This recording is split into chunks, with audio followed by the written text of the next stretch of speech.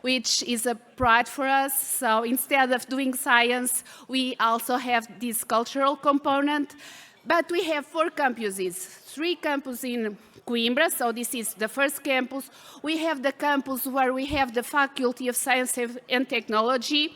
We have a 3rd campus devoted to the health part, and we have a campus on the seaside, which is 40 kilometers away from Coimbra, and is devoted, of course, to research in the areas of the sea, such as, for instance, we have the energy production, offshore energy production, marine biology, and so on. So we have over 28,000 students. And in Coimbra, besides the university, we have a polytechnical school with around 14,000 students. So you see these two together and the size of the city, it's really a university city. We have at our university, my university, more than 5,000 international students for over 100 countries.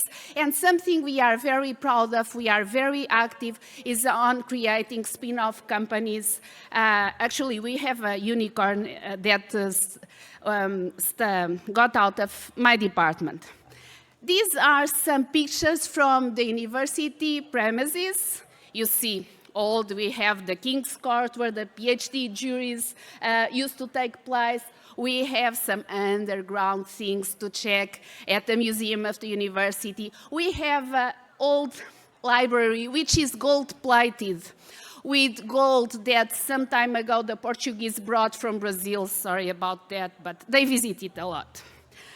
We are not only about old things, we also have some things real from these days.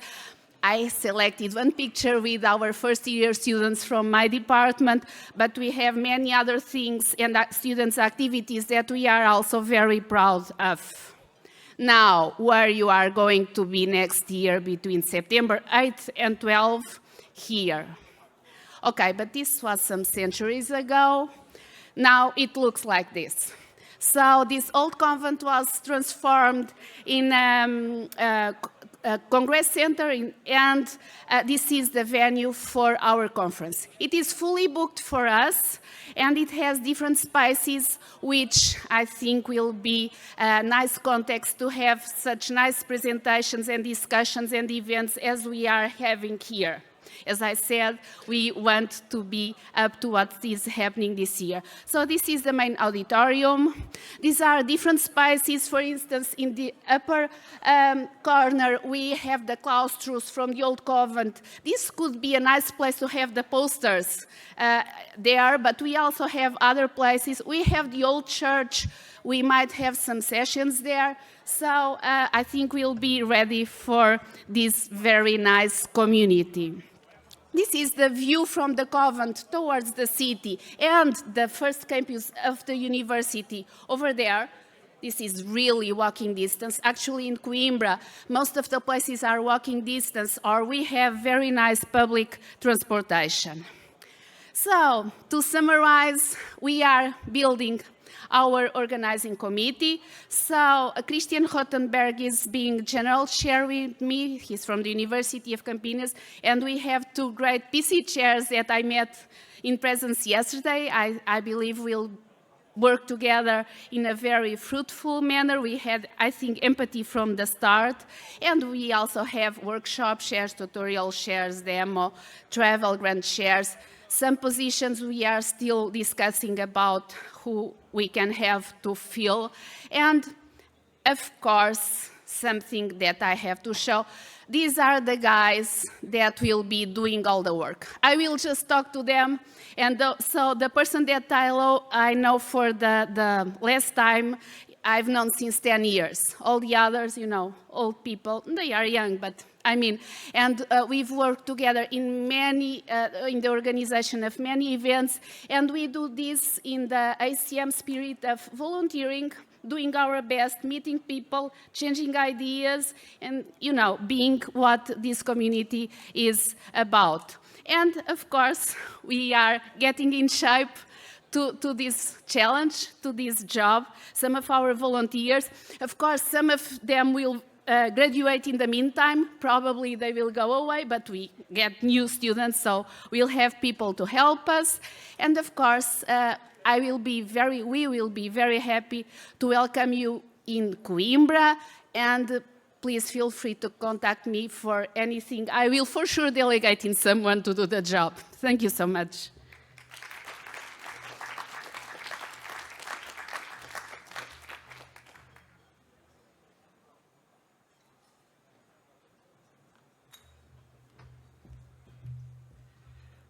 All right, thank you. Next up will be the surprise announcement of the location of CONEX 2025 from PC Chair Ying Zhang.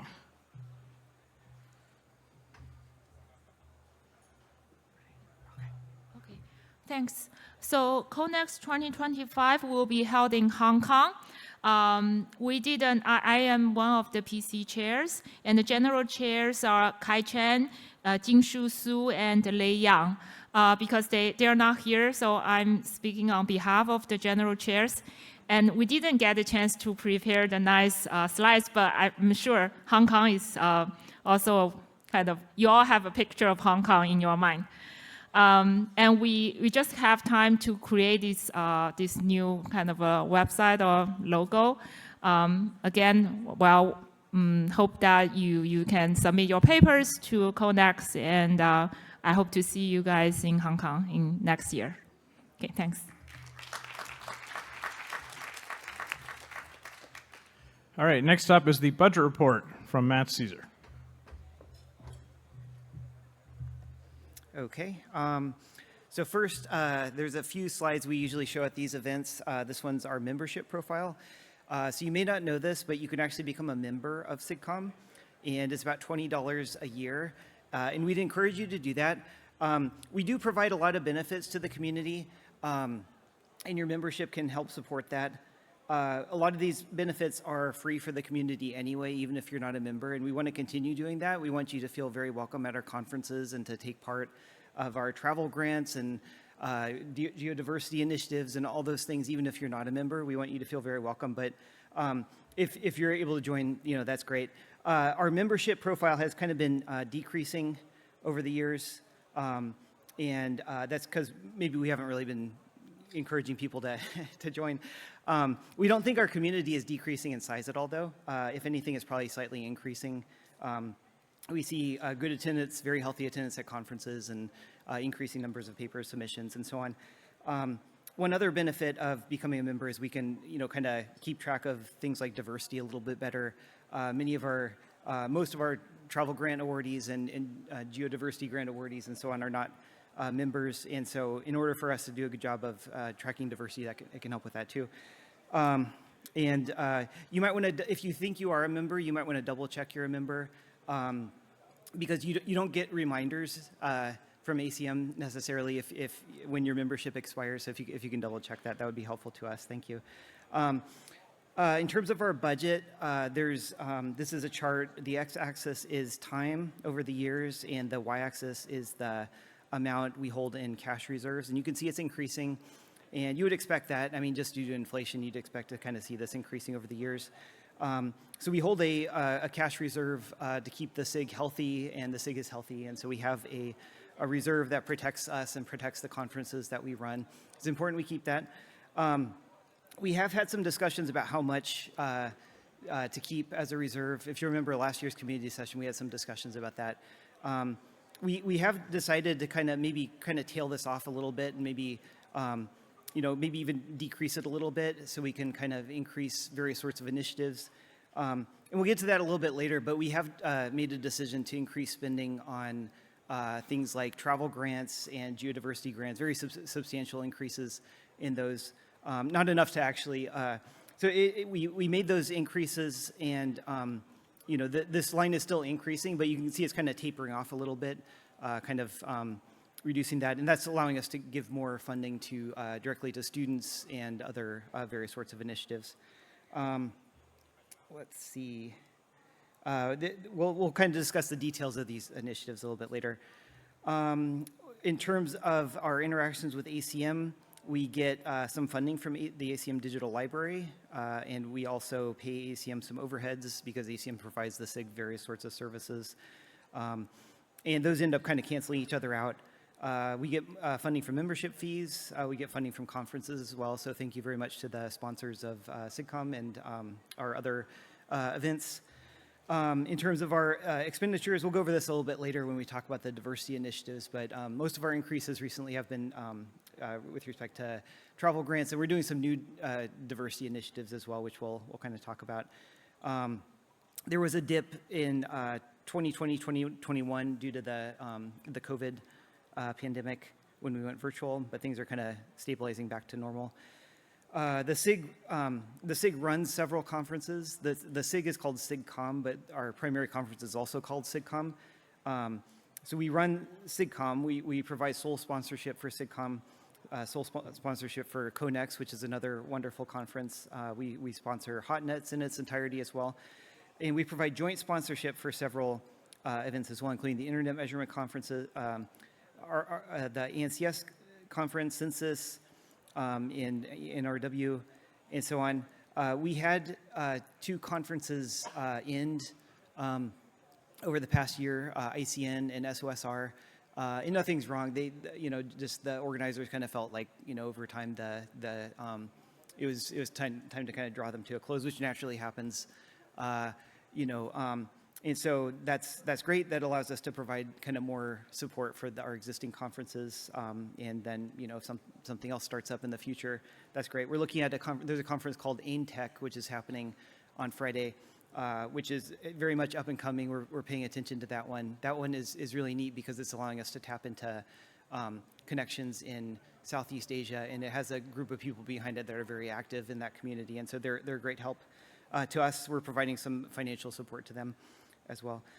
And we also provide in cooperation status to various conferences and workshops. So if you run a conference or workshop and you feel like your community overlaps with ours, or you'd benefit or we'd benefit from interactions with you, we'd be very interested to talk with you about whether in cooperation could possibly make sense. So that's it. I guess Chow can come up next. Oh, I'm sorry. Yeah. I can take questions. Are there any questions? Feel free to approach the mics, and I can also take questions later too. Yeah. Cool. Okay. Yeah. Thank you.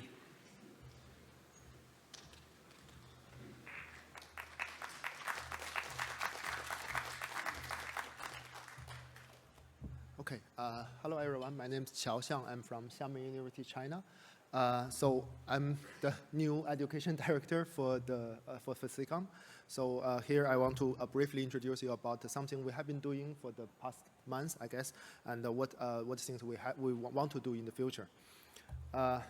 So when I sent my application to Matt to apply for this position, I said my mission statement is to make network fun to learn. Because from my personal experience teaching and researching in networking, I feel like my students are very hardworking and very talented and very devoted. But still, during the teaching, I feel like networking. Many of my students told me that networking sometimes they found it a little bit too tedious or too challenging or less approachable as AI. So I feel yeah, I do want to find a way to make sure everyone can enjoy networking as much as I do and as many of my students do as well. So what we have done is that we hosted educational role of SIGCOMM' non-paper session this morning. We're honored to have 5 panelists, Christelle, Ken, Zili, Alan, and Ying to join us to have a very interesting discussion on 3 important questions regarding this under this topic. And we are going to try to summarize what has been discussed in this session and generate an article, and then we'll later share it either through CCR or through ACM6SE conference. And also, I took the liberty to register a name called everythinginsigcomm.group and try to build up a discourse site. Probably some of you already saw it from my Slack post talking about we organized the SIGCOMM'24 scribe as a debut of this discourse site. And so here I want to send my personal thanks to all the student volunteers here and online. It couldn't happen without all of your dedication. Thank you. So this is what we have been we have done, and but what next, right? So I think well, this is a list of our activities I have in mind that I want to work on, but probably it will take time, and we probably will need to prioritize them. But some of the choices we can have is bi-weekly online SIGCOMM paper study, and also Matthew and some students have been working on together on interview videos to ask in particular senior people why you choose system or networking as your area, and what's your takeaway or suggestion to newcomer, in particular students. Also, other options also including research challenges. For example, we solicit questions or challenges from industry, and we post it online, and encourage junior faculty and students to join and to propose solutions. And then we give a little bit a small award and also certificate. And if that solution eventually turns into a SIGCOMM paper, then that's even better. We can organize a research challenge session at the future SIGCOMMs. And also, I plan to do work with some faculties, and in particular junior faculties, to make some short video series to cover not only fundamental concepts but also emerging network knowledge and topics. And I think this is sort of in line with one audience comment about basically we probably want to don't have enough time to teach all the important concepts in networking. We probably have to teach the most fundamental ones, but in order to keep it updated, and we would encourage students to look at videos and basically to draw their interest to learn about emerging concepts. Also, as we have, I have personally joined and learned a lot from before, when I was a student and postdoc. Shadow PC is definitely another activity we should consider. I probably will try to hand down Ying to talk about whether we can organize a Shadow PC at CONEX next year. Okay, so this is only a list. I'm not saying that I can do it all alone by myself, because really it takes a village. So if I would strongly encourage people to join everything in SIGCOMM today. Either if you have this course hub installed on your phone, just search everything in SIGCOMM.group, and then you can connect. And also, if you have any suggestions or thoughts about any activities you think SIGCOMM or as an organization we should organize, and please definitely engage with me, talk to me, or send me an email. And with that all, I think I'm going to take questions later after the open disc. Oh, sure, of course, if we have questions, yeah. Okay, I guess we'll just wait. Thank you.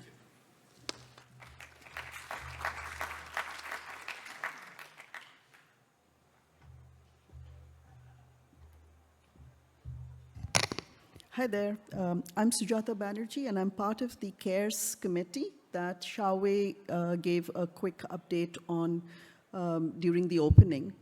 And our chairs are Ethan Katz-Bassett and Shir Landau, and they couldn't be here, so I'm giving this update on their behalf. So hopefully all of you know what CARES is. It stands for Committee to Aid in the Reporting of Discrimination and Harassment Policy Violations. This is an ACM concept. It's been there with most SIGs. So SIG-ARC is the one that started it, I think, in 2017. And in 2018, SIGCOMM also formulated a CARES committee. It started as an ad hoc committee and was instituted more formally in 2019. Our mission, our goal to have this committee is to ensure that we are a very welcoming community. There's a way to report policy violations, and hopefully it's not a rampant problem in our community, but it's really important for the CARES committee to exist. You can find out more information about this committee on SIGCOMM'24 if you haven't already looked at it.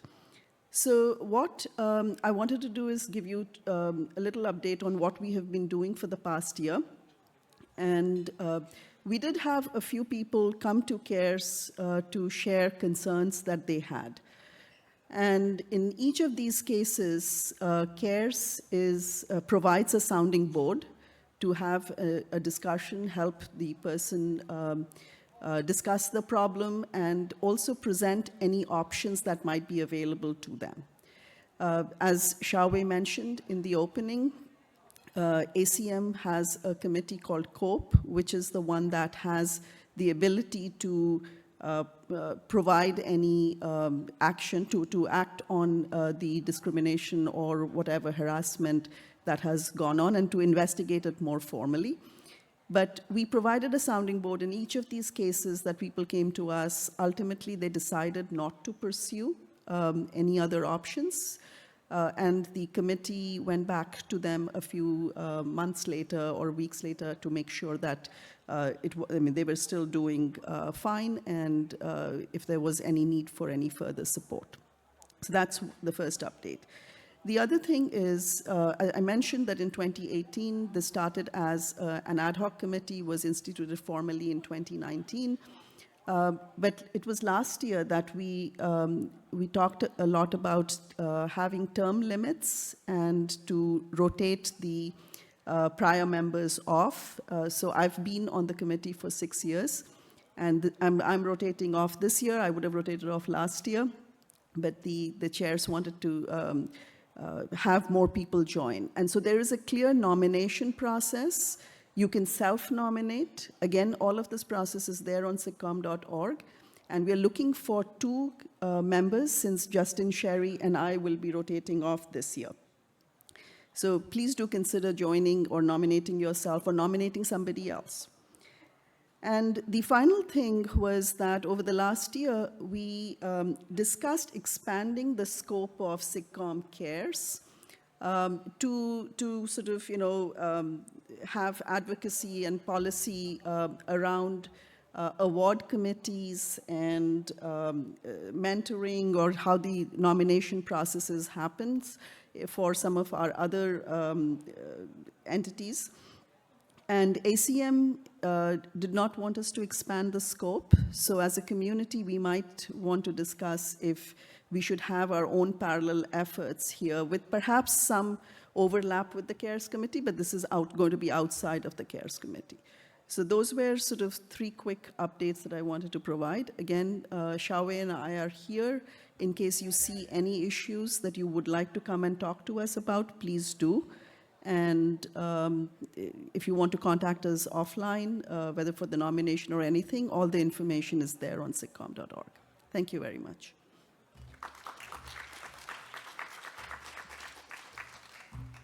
Anybody have questions?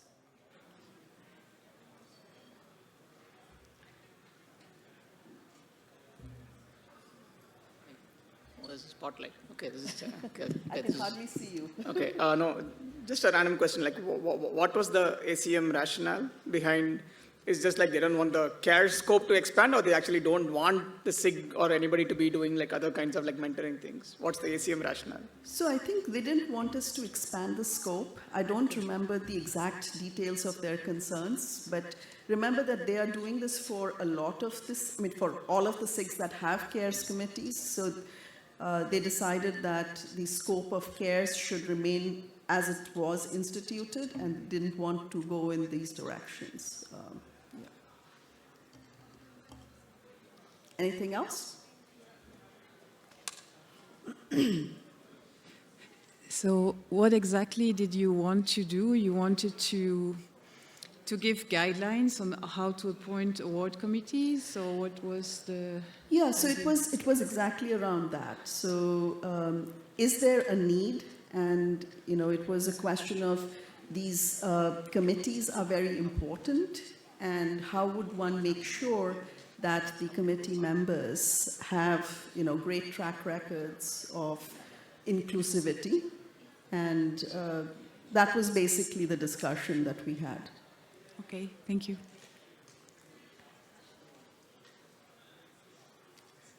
Anything else? Okay, thank you.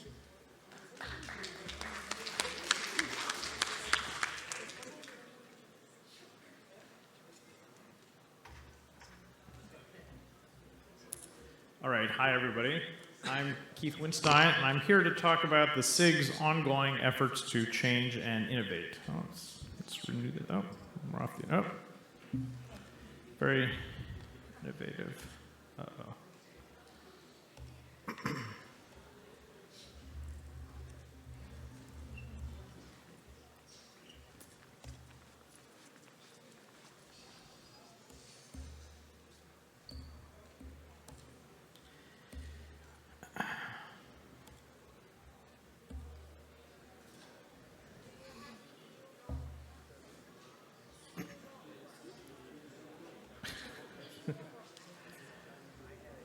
switch to EDU. Oh, here it is. Okay, great. Oh. Okay. So starting last year, I think the SIG recognized there was an increasing desire for change among the community in various respects. And the SIG made a formal proposal, a call, for proposals advocating change and received 24 proposals. The SIG also made an announcement that there would be a Conferences Reconsidered Committee to oversee a permanent website of proposals for how conferences should be changed and discussion. We have not done that yet. And there was a discussion at last year's community meeting that was pretty robust. Subsequent to that, I was appointed to be the corraller and herder and whipping boy and the director of change on the SIG board. So I think it's my job to try and corral these efforts to improve our conferences for the better. And kind of the way I've been thinking about it is that if you look at the proposals people submitted, the ways people talk about changing SIGCOMM and the SIGCOMM conferences, there seem to be sort of three different areas if we could try to categorize. There's changes that would apply before the conference. So there's a lot of people who would like us to think about how reviewers and PC members are selected, how papers are reviewed. Should there be rebuttals? Should there be a nudge towards acceptance? Just how the reviewing process works. And then from the author's point of view, maybe there should be multiple deadlines, revisions, etc. That's category one. Category two, I think, is sort of about what happens at the conference. Does every paper accepted receive a talk of equal prominence? People disagree on this. Should there be sessions for things other than papers? Should every accepted paper have a poster, etc.? How do we do virtual participation, especially in a world where, well, a world of virtual participation? And three is sort of about after the conference. What should be the durable artifacts of the conference? Should we publish the reviews? Should we host discussions of papers and artifacts or replications, etc.? How should we be open access? So if you look at the proposals last year, you can sort of split them into ones that came before the conference. People want rolling submissions, etc. I probably shouldn't read all these out, but many about what happens before the conference, many about what happens at the conference, and then some about what happens after the conference. And I think before I was ready to engage with this, I tried to understand how SIGCOMM works. SIGCOMM is actually more complicated than I realized as an organization. And we have a long tradition, I think, going back to the 60s, of separation of powers and devolved responsibility and protection of the program. So Christophe Dio, I think, is watching this now. He probably is about to jump through the screen when I get this. Is an approximate summary of how SIGCOMM works. I'd be happy to be corrected. But there is a group called the SIG membership. There's about 850 people. And they elect something called the Executive Committee, which is 5 people. The Executive Committee then appoints the rest of the SIG board, including people like me and Chow. We're the rest of the board. And then together, that board chooses where the conference is going to be every year and appoints the general chairs of the conference and picks the location of the conference, the general chairs, and funds the conference. The general chairs then go and recruit the whole rest of the organizing committee, except for the people with authority over the program. That is in a separate domain of responsibility. There is a different group called the SIGCOMM Steering Committee, which is a self-appointing group. It is not subject to the control of ACM. And they appoint the program chairs each year, and the program chairs go and recruit the rest of the program committee and any other program-related authorities for the program. Okay, great. And that's for the SIGCOMM conference. But there are also a lot of other SIGCOMM-sponsored conferences that are not the SIGCOMM, the flagship conference. And for these conferences, there is a separate steering committee, which is also a self-appointed group for CONEX, HotNets, etc. But those steering committees appoint both the general chairs and site selection for their respective conferences and the program chairs. And so the relationship between the SIG board is mostly just about funding there. And, there's a lot of informal contact. But this, I think, is the org chart, as I understand it. And so these different proposals, we have a tradition. I mean, this is a volunteer organization, and so we have a tradition that the people making the decisions are volunteers, and they have the discretion to make these decisions. Decisions about the program belong to the volunteer program chairs. Decisions about the rest of the conference belong to the volunteer general chairs. And so I think the way the change happens is by corralling and persuading the people with authority to get in the same room with the people who want change or to be the people who want change, and we try and we see how it goes. I think that's how we're going to do it. So if you look at the changes that have happened at this conference, some of them are in each of the 3 categories. So before the conference, my understanding is there's an explicit nudge towards acceptance that happened in the room of the program committee.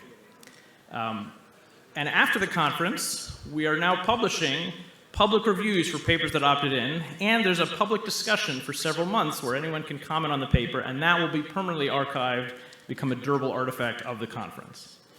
And then at this conference, there's a number of changes or experiments. We're doing public scribing. This is the first time there's a dual-track program.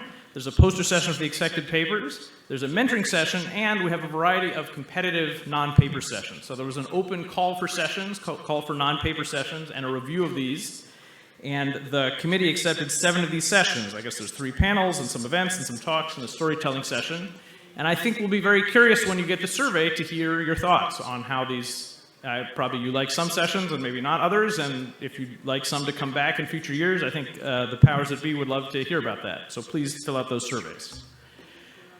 Other recent changes in the world of SIGCOMM is not just the SIGCOMM conference. CONEXT is going to multiple, or has multiple submission deadlines, but they've decided to stay single track. And there's an attendee booklet so attendees can meet each other. HotNets has adopted this nudge towards acceptance where they accept a paper as long as if there's 1 advocate and no opponents, or any 2 advocates, they accept the paper. IMC is going to a rolling deadline. NSDI has a huge committee, but then a multi-layer review. This is not really a change we elected for, but the IEEE withdrew their cooperation with us on the IEEE ACM transactions on networking, so that will just henceforth be the IEEE transactions on networking. That's a change. And then in the domain of open access, the background here is that the ACM Digital Library is a pay-to-access website that hosts all the ACM publications.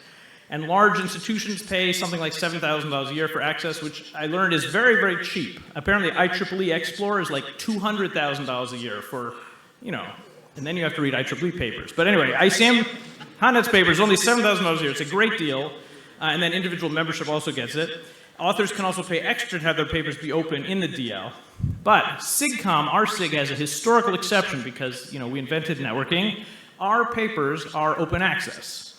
And the way that used to work is that we would host the papers originally on the individual conference websites that would be hosted by the general chairs of the venue, and then we created sigcomm.org, we hosted the papers, and then more recently, since 2016, via these refer links that go to the ACM DL that you're supposed to have access. And that has never honestly worked very well. It's very buggy.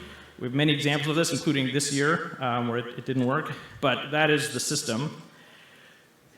In June 2020, the ACM Council voted to flip this model and make the digital library open to everyone within 5 years if they could find a financially sustainable way to do it for the ACM. So the ACM, it's a big organization, it's a publishing organization, they have a lot of people working for them, they have an office in Times Square, they do a lot of stuff with that money.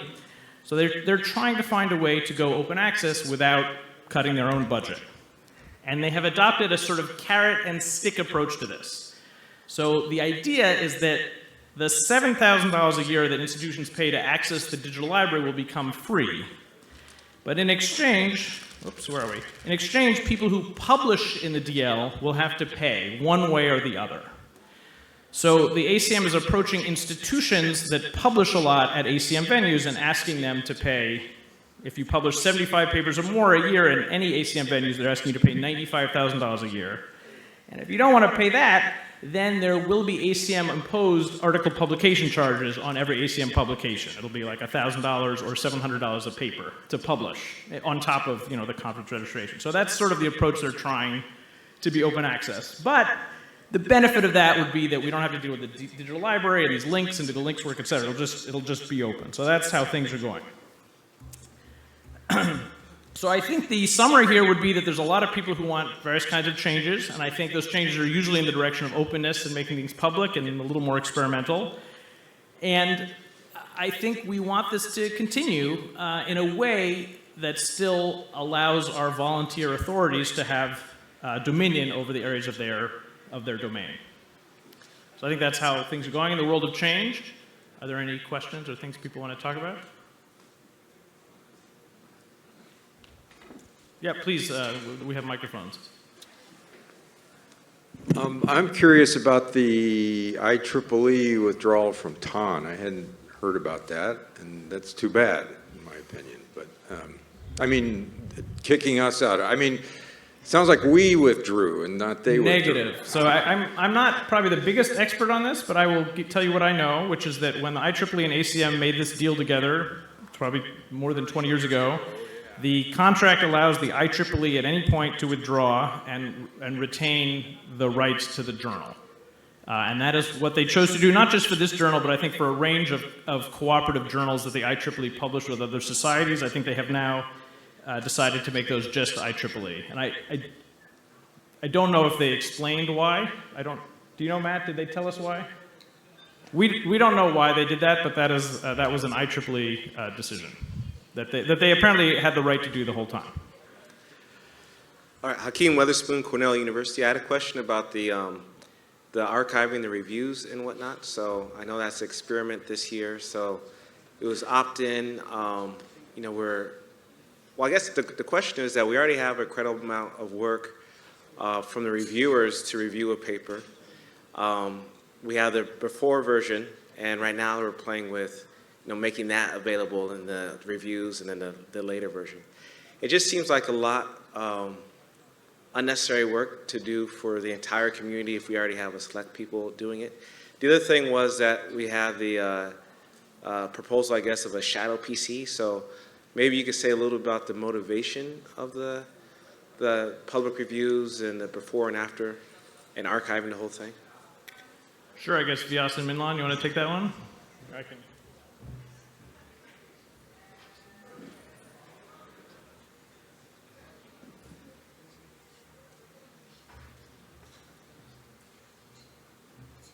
Hey, thanks, Hakeem. So I think, so last SIGCOMM, I think this is when there's a lot of talk about open reviewing and change and how the community changes for reviewing and stuff. And a lot of the feedback from the students and the junior committee members was they wanted to gain more transparency into the reviewing process. So they wanted to know what does it take to make a good SIGCOMM paper. And they wanted visibility into reviews and can we know what it takes to make a good SIGCOMM paper. And that came from the students, right? I mean, there's certainly the SIGCOMM.quest stuff that you have said, that said something more about decoupling the conference from things. And as Keith said, there's the before, the after, and the at part of it. So there were also a lot of discussions last year at SIGCOMM at the community meeting about different forms of open reviewing. There was a whole bunch of proposals, different things came about. This was an experiment as sort of a pragmatic compromise between going completely open, where we said all papers can be reviewed by anyone in the community, and that's a public record, is the openreview.net model, versus if the real goal is to get students some flavor of why did the PC like this paper, what about the paper was liked. Just for the accepted papers, we debated a lot about the rejected papers. I think that was not fair to the papers that got rejected, so because that becomes a permanent record.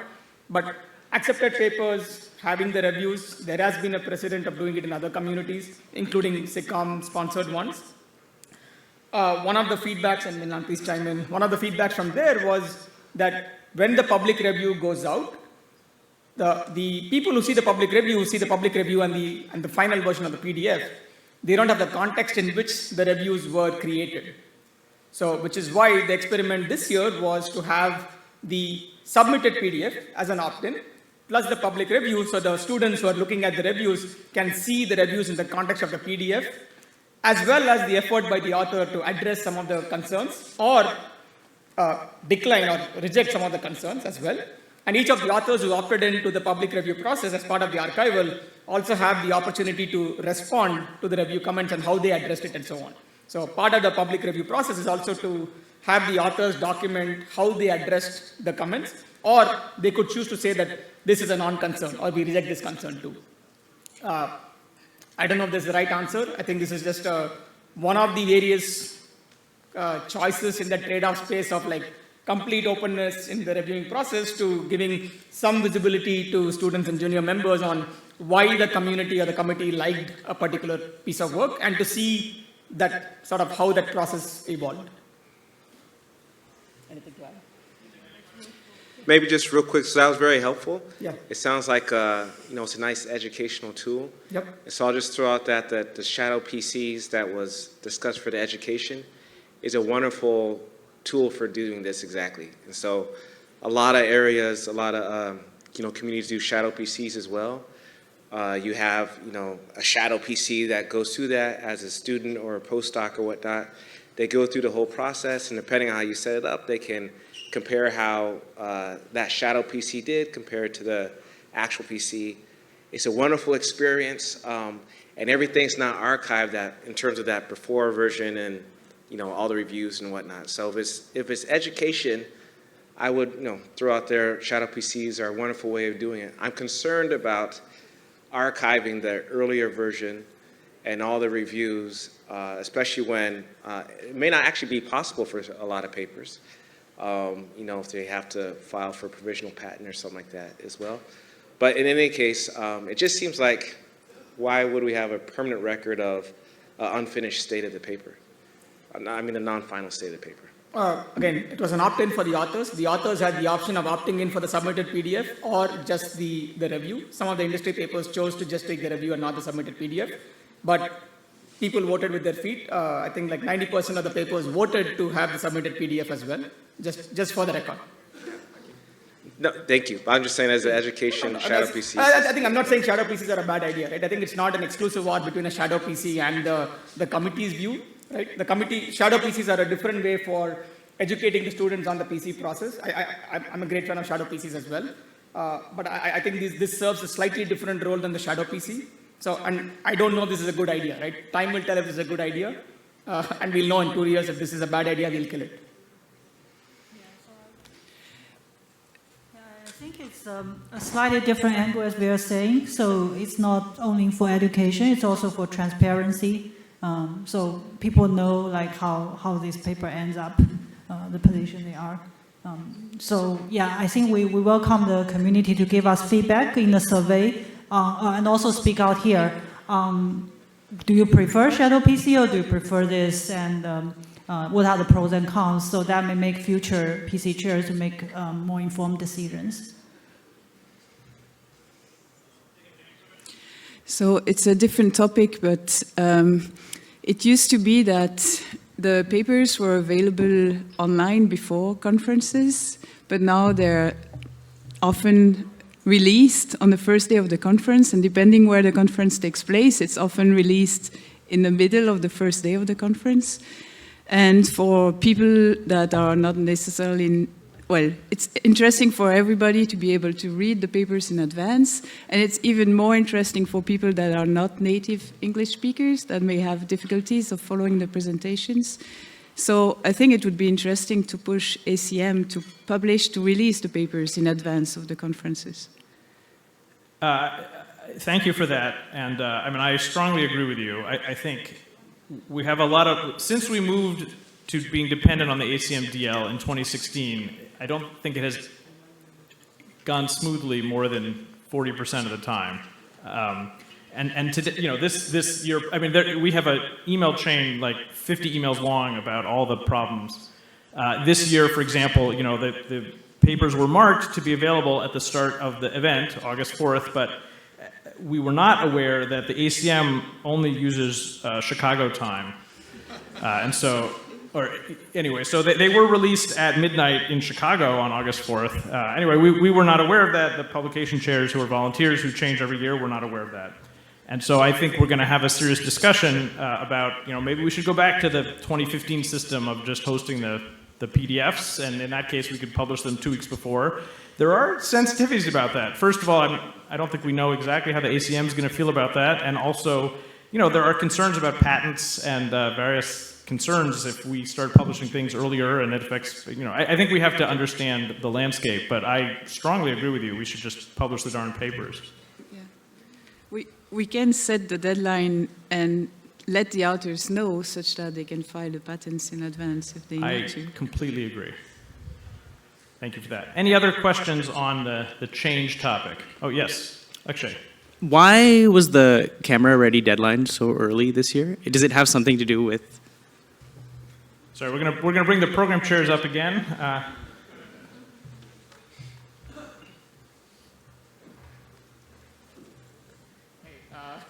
It has something to do with the DL. So there's like some strict timeline that the ACM Digital Library follows. So the conference this year was a little bit earlier than the usual schedule. So everything was tightened. It's like 1 month before is when the ACM DL wants it.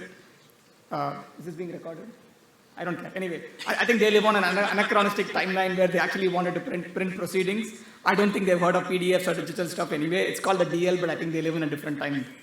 unfortunately. I think so.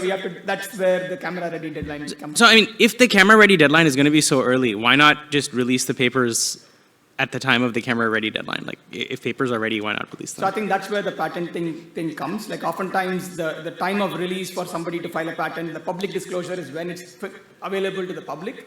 Now, as Crystal said, we could make that be the public deadline, and then that has to be communicated to the authors. That's all. So the authors who are filing patents should know that that's the date of the public release. Yeah. So I'm with you. I see personally no reason once the authors are submitted the PDF why it sits in some storage in the cloud for a month. Makes no sense to me, but that's the rules we've been given. So we should change the rules. I think this is going to be under very serious discussion. Yes. Yeah, hi, I'm Ayush from NUS. So I just had a suggestion regarding the poster session for the accepted papers. So now that we have dual track, I think it would be helpful to have this poster session earlier on in the conference so that people know what papers are interesting and which sessions to attend. I mean, currently we have it towards the end of the conference and it's not really helpful. Thank you. I think that's a great suggestion, and we actually have next year's PC chairs here to hear it. Yeah, thank you. All right, next, let's go to the other side, please. Hi, can you shed some light on this year's artifact evaluation? Why we are delayed so much? Because we have been doing it from at least SIGCOMM 2020, and this year we don't even have the badges yet in the papers. Are you in charge of that? Okay. So I think artifact evaluation takes time, and we have early camera-ready deadlines, so we don't want to, it's a timeline issue that makes it hard to appear. Okay. We are going to have an overall Q&A at the end of this meeting, so. Okay, great. Let's take the next question. Thanks. Sata from Princeton. I wanted to ask if the public release of reviews, that process had any impact, any perceived impact on the quality of the reviews that you received? Maybe it'll take longer for you to figure that out, but have you noticed anything with regards to the quality of reviews?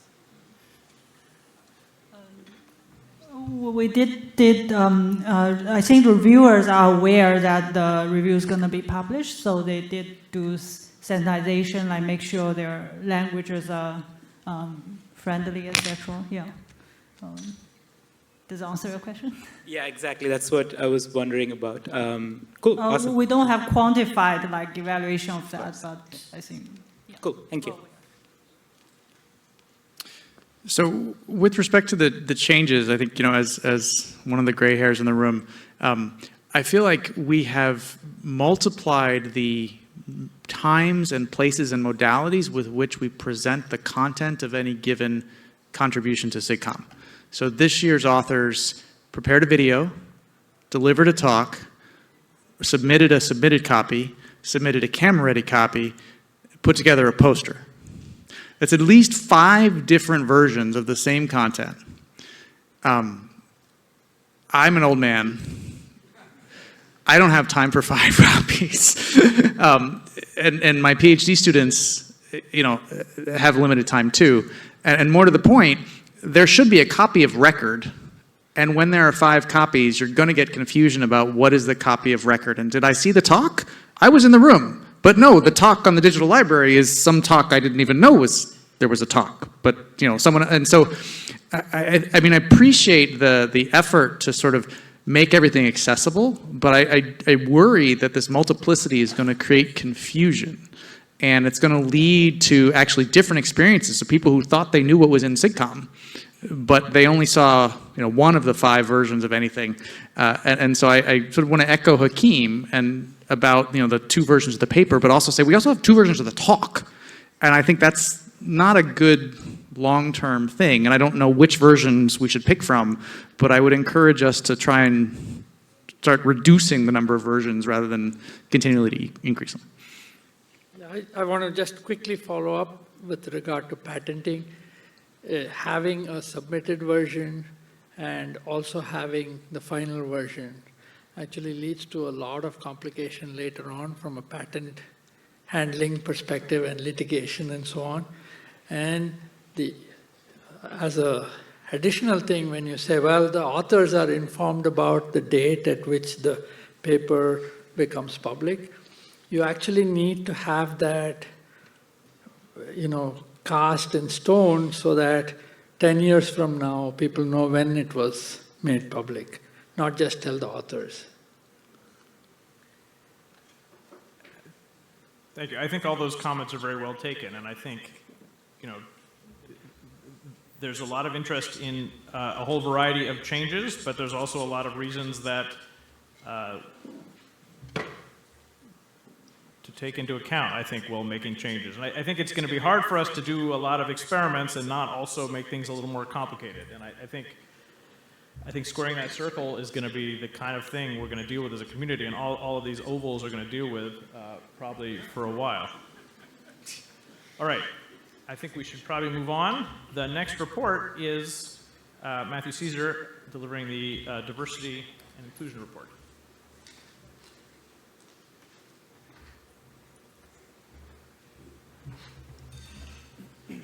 Okay, so I'm going to talk about diversity on behalf of Ahmed Emlo-Kashfi, who's our Diversity and Inclusion Chair.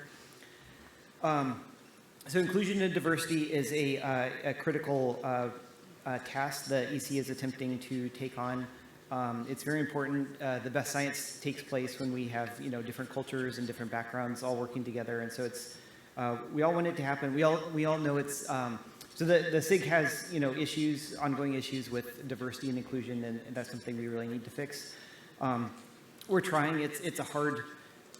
It seems like a hard problem to do, but we've kind of been thinking about how to do it. With all the interest in change, we tried to really think about how we could change our diversity and inclusion approach, and we started looking at what we've been doing. Things like a lot of the things we're doing seem really hard to cut. Travel grants, a big portion of our expenses go to travel grants for students, geodiversity grants. To improve inclusions of geodiverse groups, into women. These are things we shouldn't cut, and so we decided not to cut any existing programs, but instead to use our surplus. We have that little kind of flex and surplus to kind of start new things, and so we're kind of experimenting with some different things, some of which take funding and some of which don't take funding, and they kind of take time. And in terms of figuring out what to focus on, one thing we've kind of come to believe is that it's not just about allocating money to different initiatives, it's also about allocating time. And if we can have somebody who's really on the ball about doing really serious work and really pushing on something, that's something that can really make the initiative more likely to pay off.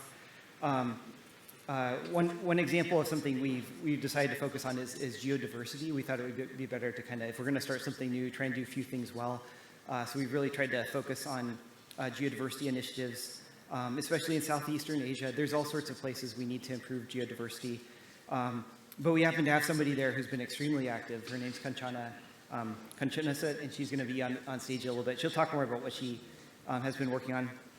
But some initiatives that are happening there, we have the conference is being remote broadcast to Vietnam, Malaysia, Philippines, and Thailand.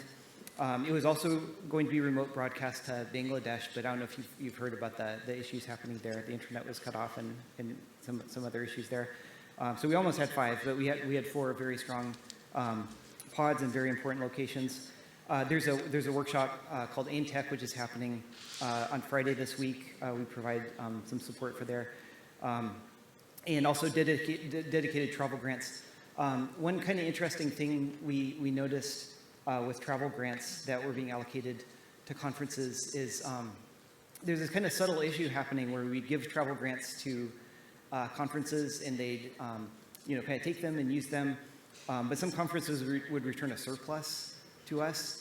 And so it's kind of having this effect of we give money to conferences, but then it would kind of be returned to us. So in effect, they weren't actually spending the money on travel grants, and no one was doing anything wrong. It was just, if anything, they were doing a good job by, trying to keep their costs low and things like that. But it was kind of having this effect of, us allocating funds to students that we wanted to be spent on students, and it wasn't kind of happening just due to some vagaries in accounting. And so one thing we decided to do is that we're going to start giving travel grants directly out from the SIG. They're going to be geodiversity grants, and so we made a very substantial increase to our geodiversity grant program. It's more than double, and we're working on being involved in that now.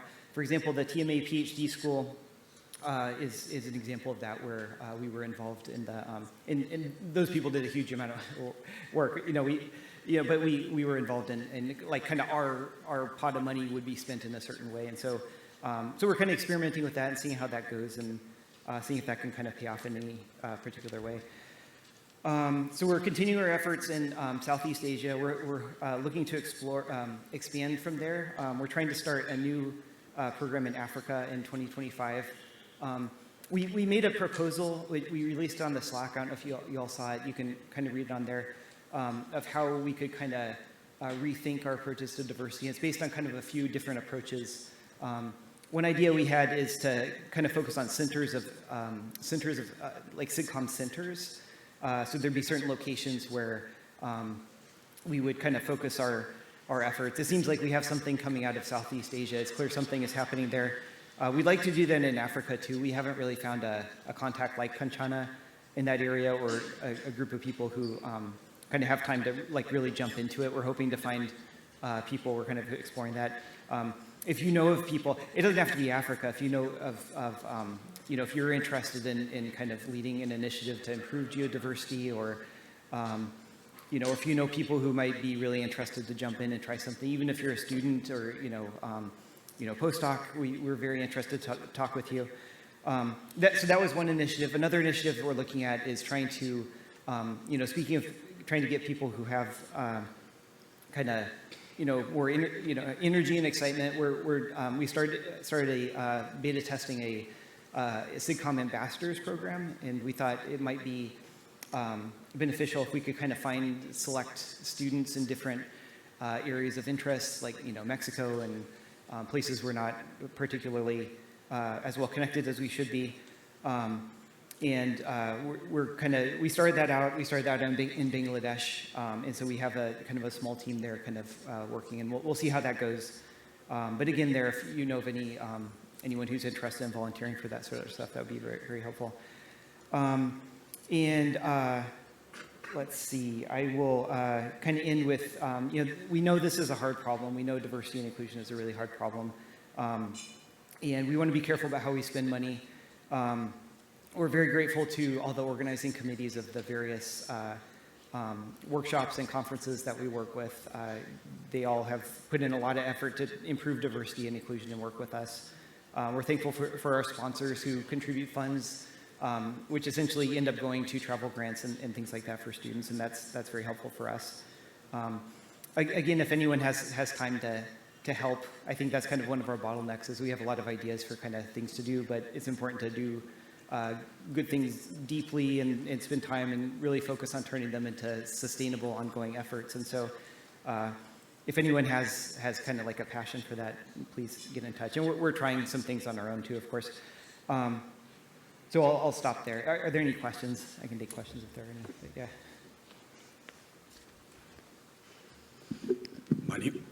My name is Marcelo, University of Waikato. Right.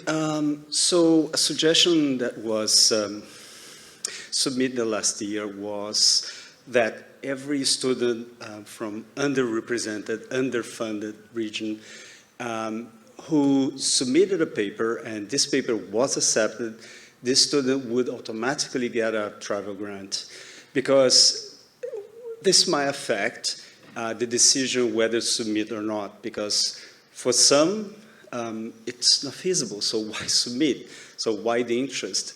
And according to the simulations that were done, I mean, this would have a very small impact in terms of budget, at least initially. And it would provide some sort of incentive for students to engage and to submit and to have like a skin on the game, and then they would benefit from travel grants. And okay, maybe SIGCOMM is bar too high for some regions, but then like even if they submitted a paper, maybe, you know, they would be automatically considered for a travel grant because kind of, you know, if they have the guts to submit a paper, you know, minimally decent, kind of, you know, it's a good sign that they are interested on the community. And that could start with Connex or IMC, you know, smaller conferences perhaps. Just an idea. I think that's a great idea. Yeah, we'll discuss that. Yeah. Yeah. Just a quick one. I'm curious what is, perhaps if you could say a little bit more about what's involved in running a pod somewhere like, you know, is there an indicative cost of what it takes? Is it, you know, size, time, areas of interest, this kind of thing? Yeah, thank you for asking that. It's, so the way these are structured this year is they're run by, you know, people in different locations.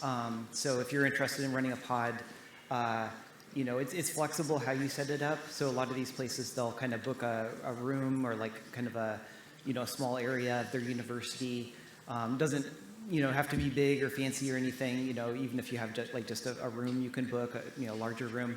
And then you can kind of invite people in. It could be small. It could just be people from your university. We'd encourage you to, you know, if you can invite people outside your university, that's a plus. The SIG is open to providing some funding for these as well, like, you know, for food and drinks and kind of make things comfortable for people. And then the way that, yeah, we try and synchronize these with the conference as much as possible because it, our thinking is it shouldn't just be like a repeat of the conference or a replay.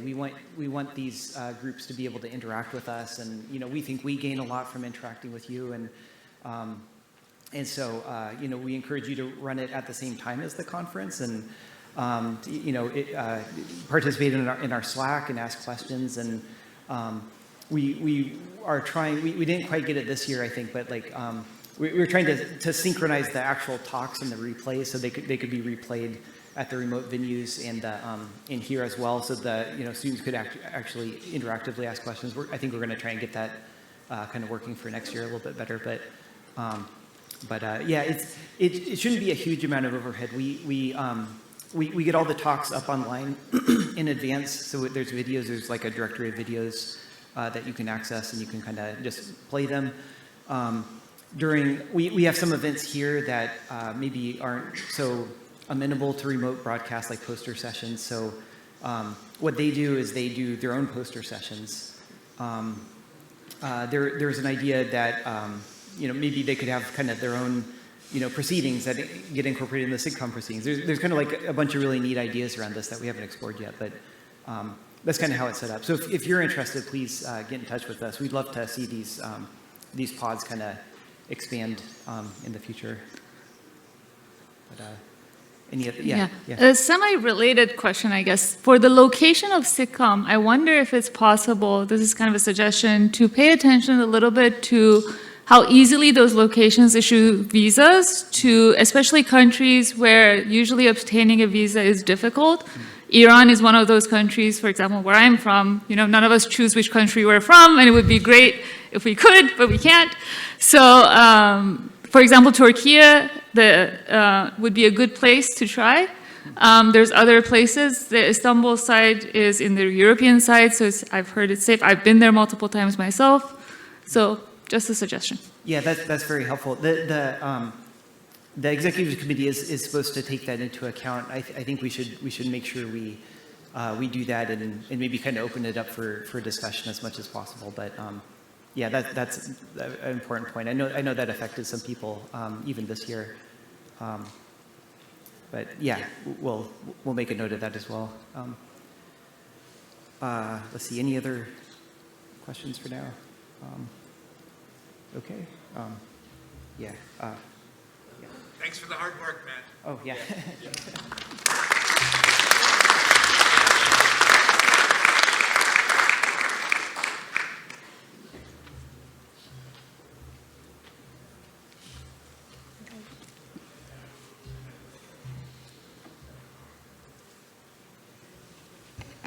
Okay.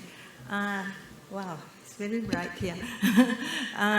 Okay, let me introduce myself. I'm Kanchana Kanchanasut from Thailand. I am from the Asian Institute of Technology, and my name has been mentioned. Like, I may be one of the experimental case for the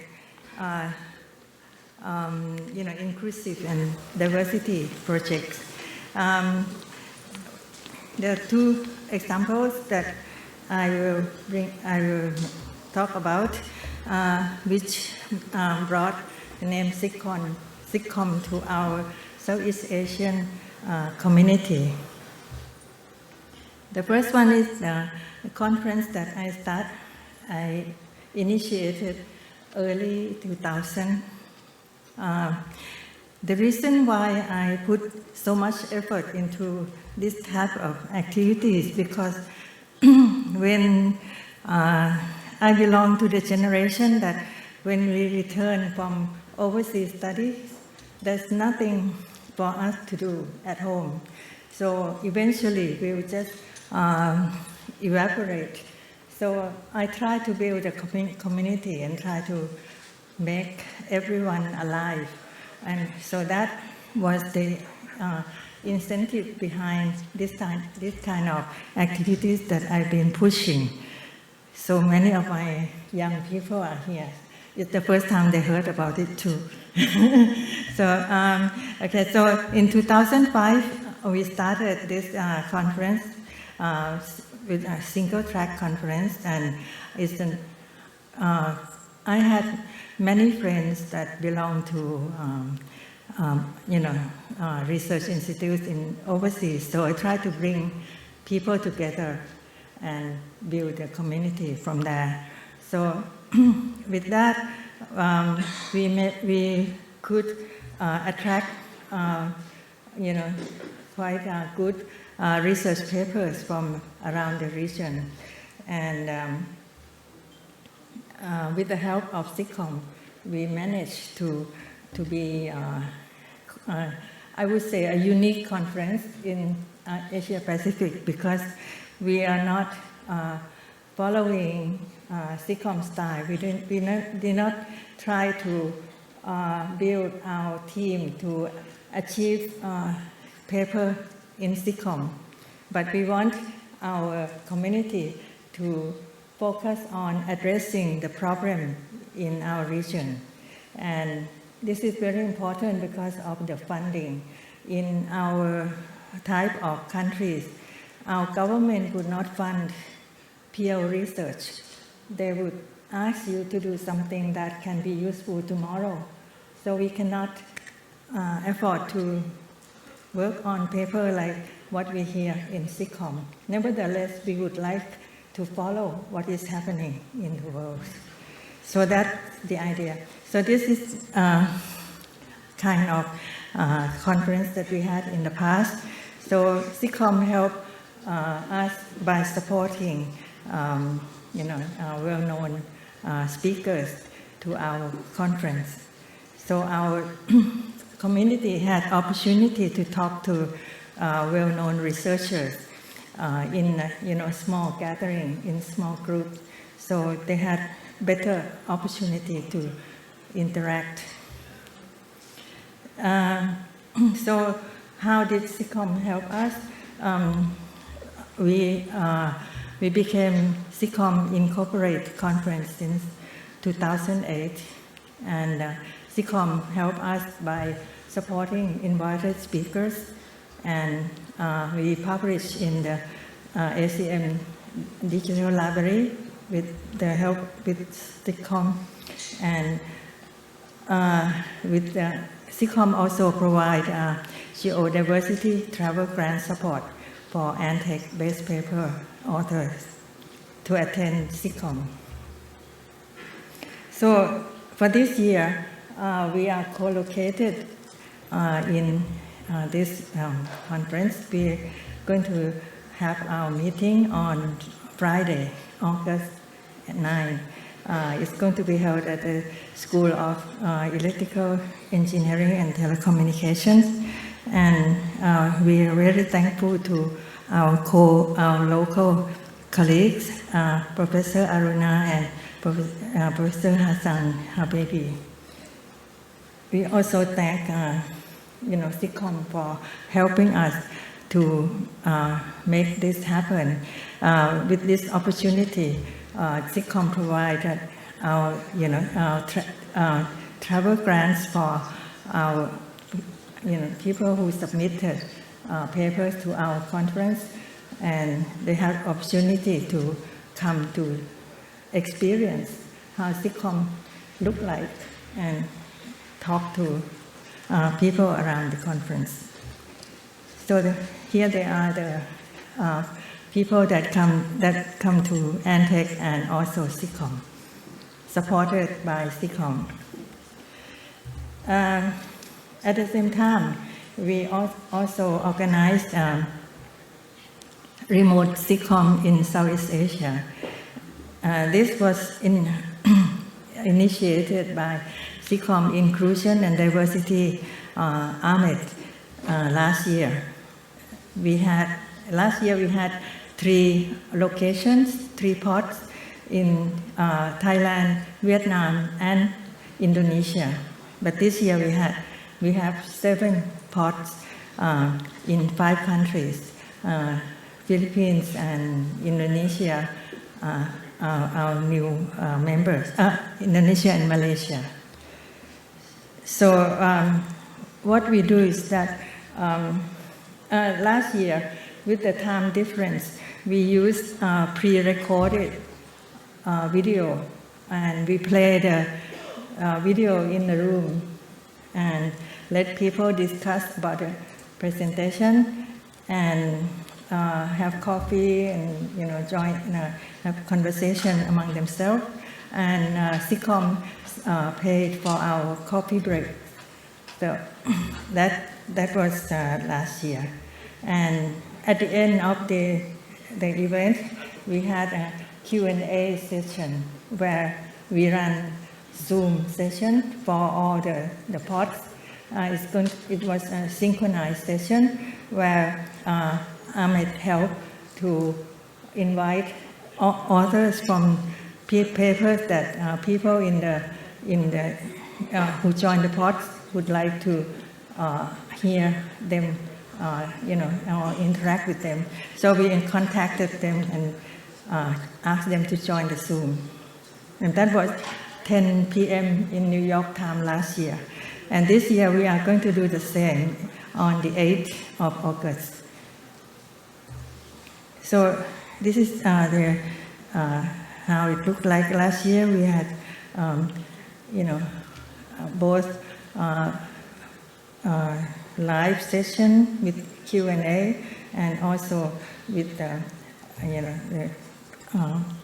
pre-recorded video session. And this is this year announcement. You can see that there are 7 pods running during this conference. And on the 8th, August 8th, we will run Q&A. Okay. I think I'm done. Thank you. Yeah. Any questions? Is there any questions? I'll be around, and so if you would like to talk about this, please feel free to talk to me. Thank you.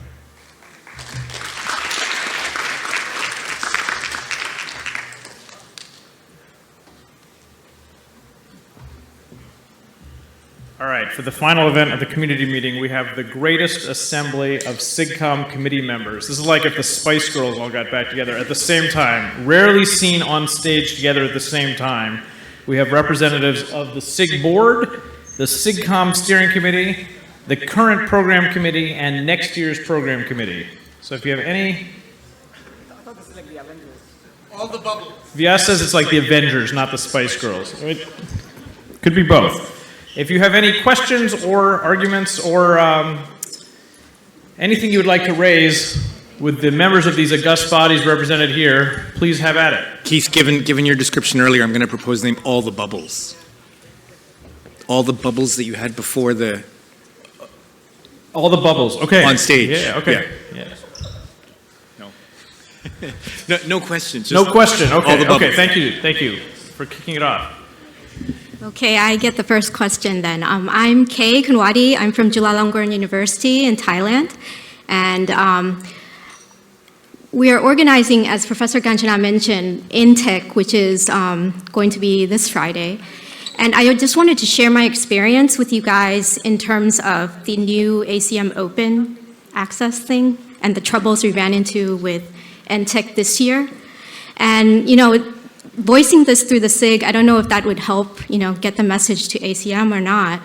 But the issue that we had was that our proceedings to be in the ACM Digital Library had to follow open access this year. So this is before SIGCOMM's. I think SIGCOMM is going to be next year, if I understand correctly. And the process was very, I would say, the authors have, so I'm general co-chair, so the authors have voiced their experience with ACM with me. And what happened was that ACM systems were, according to ACM, was not really operating correctly, and there were some bugs. So all the authors were sent a bill for $1,000. And then all the authors had to sort of declare themselves with ACM in terms of their university's status, their own ACM membership status. A lot of the problems got resolved.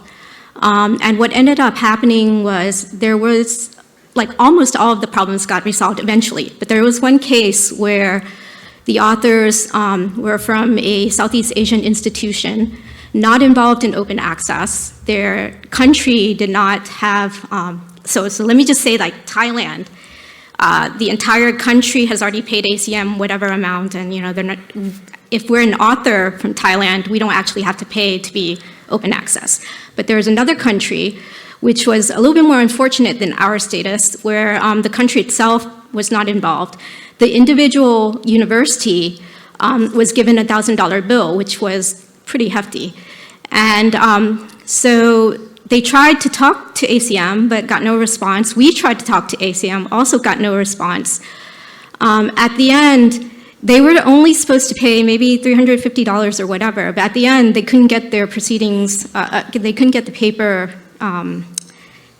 included in the library, so they actually had to pay, ended up paying $500 because, I don't know, I think the student had a ACM membership, it finally showed up in the system, finally worked out.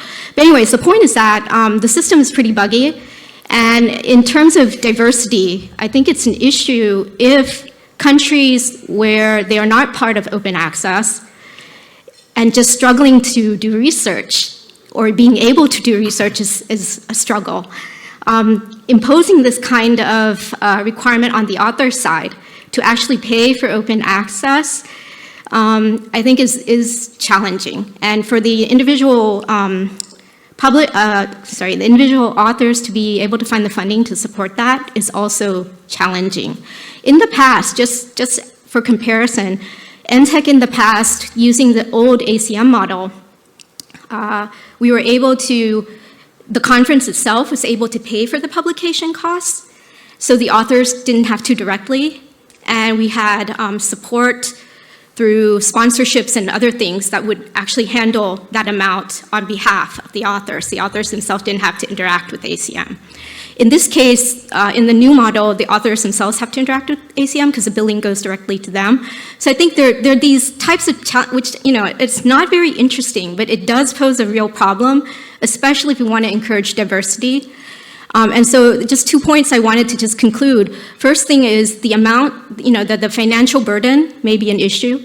The second thing is that the process has not worked out well, and I think, you know, for billing purposes or whatever, I think being able to register for a conference, we can probably do that. But being able to pay for open access as a separate line item directly sometimes is a challenge. Okay, so that's all.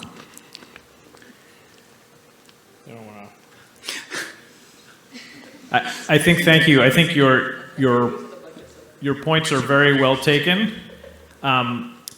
I don't think anyone up here is a big fan of the ACM publication system. I'm tempted to pull up my own 72 emails with them about all the complaints we've had. I think, honestly, if you are up for it, we would love to have what you just said in an email, I think, which would help us in talking to ACM.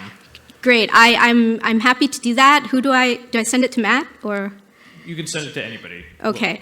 And I just wanted to tell you guys, they told me there was a bug in their system, and that was that. You know. No, I'm not going to pull up my email, but yes, I have heard that before. Everything you say is totally consistent with our experience. If you could include me in the email, I'd be grateful. And honestly, I don't actually. Maybe we could follow up afterwards. I don't quite understand the regime you got put in, but this is news to us. It sounds like maybe you were on the leading edge. But yeah, thank you for sharing that, and I think we would love to have it in writing to be able to use in whatever discussions happen with ACM. I also think we were the first conference that got roped into this, because this is a new thing, just happened this year. And any call for papers that were published after January 1st this year for ACM, they call it the ACM ICPS, International Conference Proceeding Series. Any conference that is going to publish in there automatically follows this particular model. I think we were the first. Yeah, that might be news to us, so thank you very much for sharing all that. All right. Okay. Xiaoming Fu from University of Göttingen, Germany. I got a question concerning the future acceptance rate that very likely guided to the future directions for authors and then the community growth on this. So I missed the opening ceremony in this year, but I suppose the acceptance rate is still within 20%, right? PC chairs are here. I just wonder, what's the projected acceptance rate in the near future, let's say next year? Do you want it to increase or make it more, let's say, open for that, for, let's say, futuristic incomers and ongoing community members to have a more place to be on this meeting, on this conference, right? So 2 weeks ago, I was the PC chair for ICDCS, and for historically, we had 152 papers because we increased the acceptance rate to 22%. So with such a tiny change, we got the historic number of papers accepted in the program, and for the whole conference, we didn't have a major negative impact, and people appreciate it because we have more diversity and more different discussions on that. So I just wonder whether this particular conference would maybe making it more inclusive for the future, and at least we will have more participants, not losing always to the AI people or something, right? Thank you.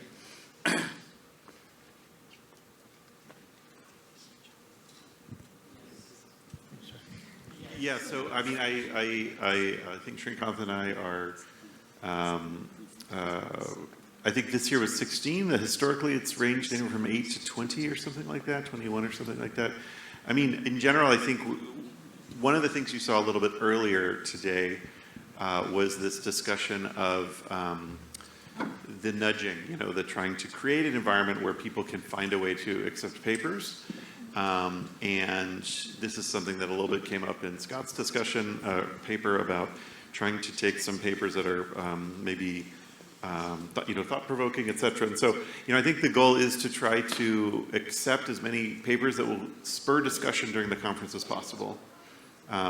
There's no benefit to the community to make the accept rate extremely small, despite what people may think. But I think that, trying to find a way to kind of engage controversial topics, out-of-the-box thinking, et cetera, is something that I think we'd like to encourage. And the way we can do that, though, is only indirectly by sort of setting the expectations for the PC to look for those papers that might have impact, in a way that is useful over the long term. Thank you. And by the way, the dual track introduction this year is a very great exercise. I like it. Banaz. So I wanted to ask this question. Do you guys think our values as SIGCOMM have changed, especially since COVID? And the reason I ask this question is especially in the reviewing process. Since COVID, it seems like we found it acceptable to not submit reviews on time, to not take care to give good quality reviews as much.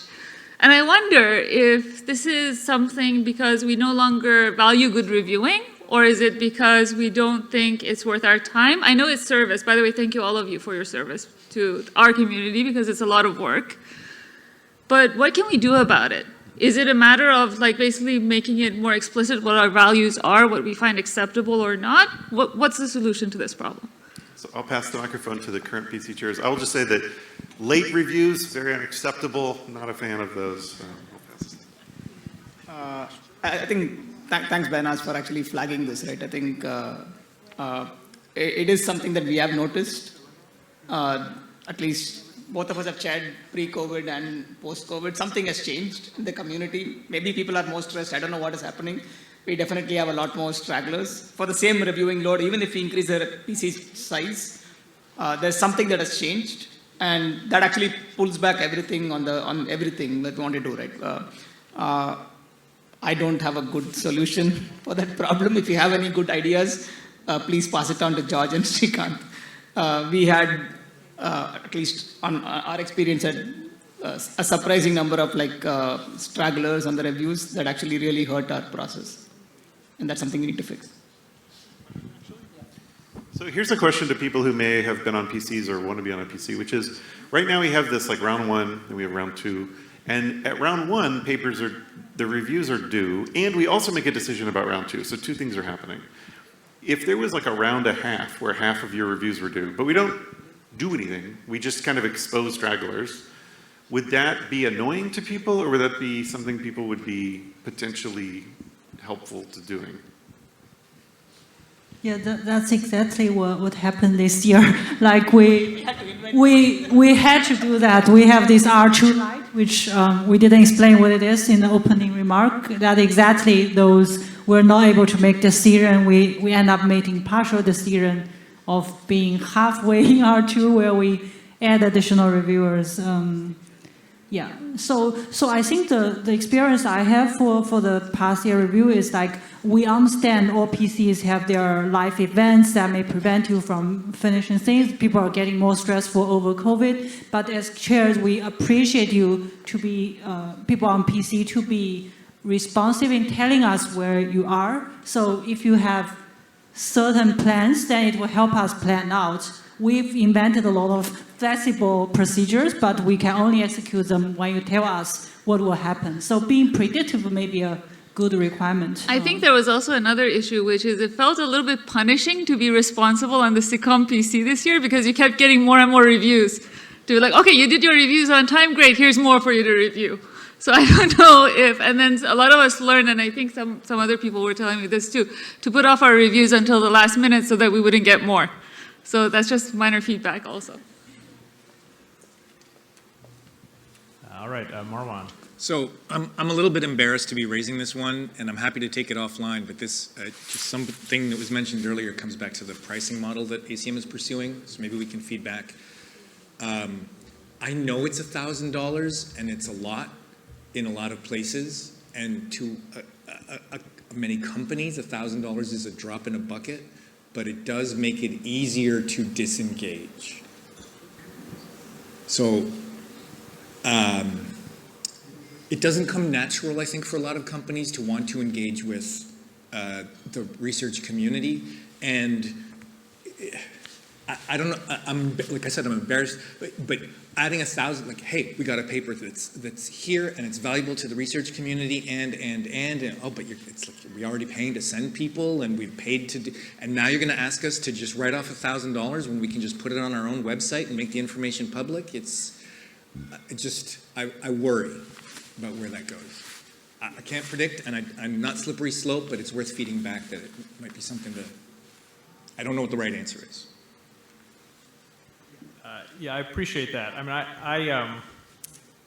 I was on the other side of this because the ACM came to Stanford, and they're their position has been, look, right now people are paying to read ACM articles, not SIGCOMM ones, of course, because we're special in open access. But in general, people pay to access the digital library.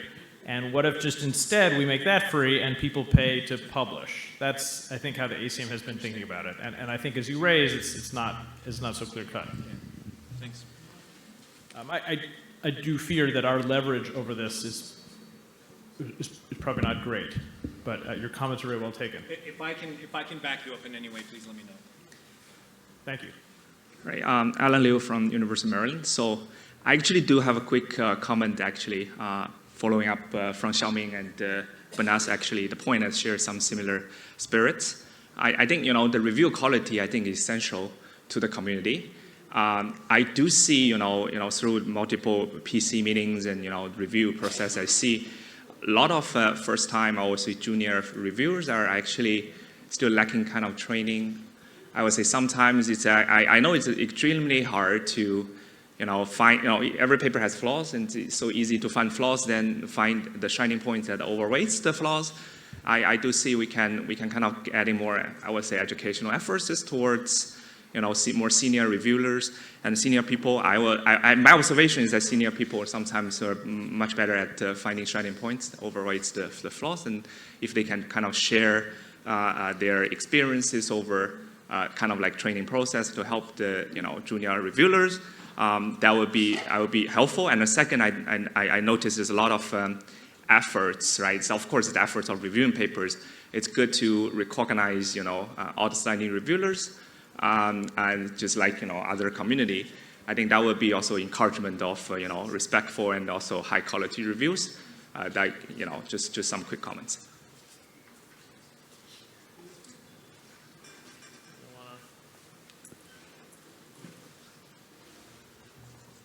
Okay, Radhika. Okay, yeah. Hi, Radhika from UIUC. Actually, so in my mind, like NST and SIGCOMM have been like kind of like same community. So I wanted to kind of know like your views on how you view like NSTA versus SIGCOMM. And the reason I'm asking is that like NSTA narrowed down its call for papers this year. And I was wondering what SIGCOMM's take will be on scope. Because like I personally feel that as a community, we need to kind of expand in scope if you're to compete with other fields like AI and so on, and not like shrink in scope. So I wanted to kind of hear like sort of SIGCOMM's view on like expanding scope or changing scope given what happened at NSDI.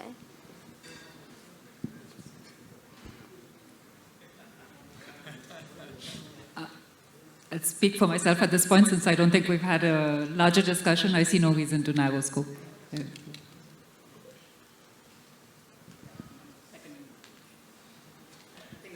would second that. I think like, to me the community is defined by who's submitting. So I think we are an organic bottom-up. The community is defined by what is being submitted. I second what Sylvia said. The world moves on, we move on. I think expanding is better if you want to talk about expanding the scope, and that's the right thing to do. That said, I don't know what the official SIGCOMM line on this is. I'll just briefly add, I mean, we had a meeting with many or all of these same people on Monday, and there was no discussion of shrinking the scope, and lots of discussion of expanding the scope and how to do it. And I think there's a lot of ideas and questions and also appetite for more ideas about the right way to expand, the right dimensions. So if anybody has suggestions, I think we're all open to that. Thank you, that's good to hear.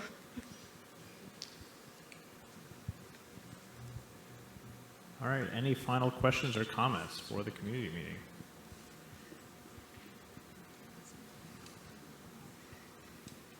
All right, well then let's thank our all-star panel. By the way, can I just say one small thing, which is, first of all, thank you for coming to this community meeting. But secondly, if you're a member of the ACM, it may be beneficial to check if you're a member of SIGCOMM. And I would encourage you to join SIGCOMM. I think it's $20 a year or something like that. If you're an academic and your academic institution pays for your ACM membership, which happens at some places, it's not common for them to add those SIGs. And so if you can join, that would be a good thing. Any final remarks from anybody? Any final remarks? Please submit exciting work next year. Okay. See you next year in Portugal.